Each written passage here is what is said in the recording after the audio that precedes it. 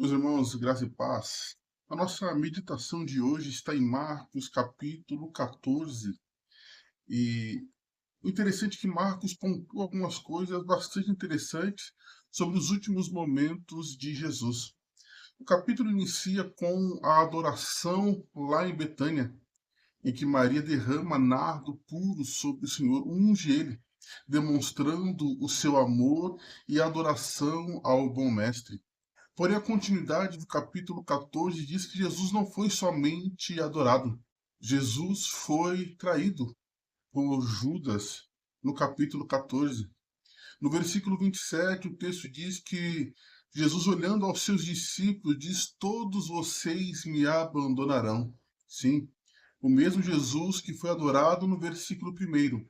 Ele foi traído e também seria abandonado pelos seus discípulos.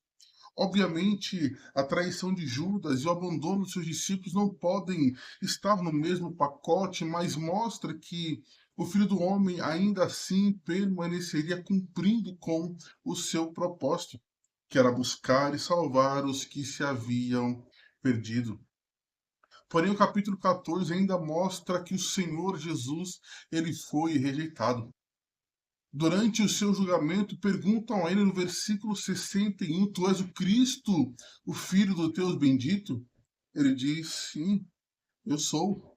E isso causa uma revolta muito grande entre aqueles que o julgavam, dizendo que ele estava blasfemando. Cristo, o Salvador do mundo, foi rejeitado. O mesmo que foi adorado, o mesmo que foi amado no versículo 1, agora é rejeitado por aqueles que dizem ter conhecimento de todas as coisas.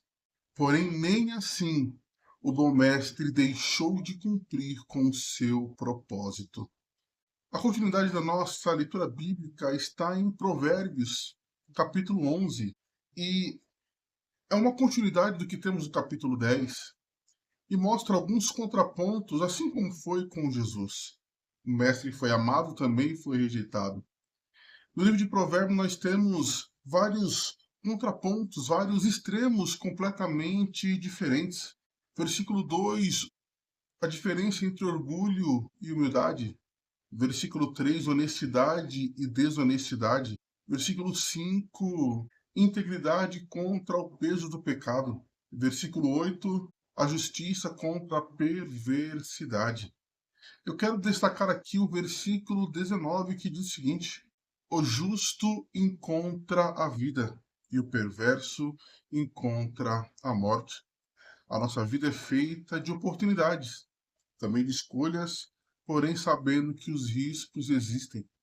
Por vezes, uma boa ação não vai trazer o resultado imediato, mas nós não devemos pensar apenas no agora. Entender que o nosso futuro é muito melhor agindo com justiça diante do nosso Deus. Meus irmãos, são essas as nossas considerações de hoje. Que o Senhor Deus te abençoe, boas leituras e fique com Deus.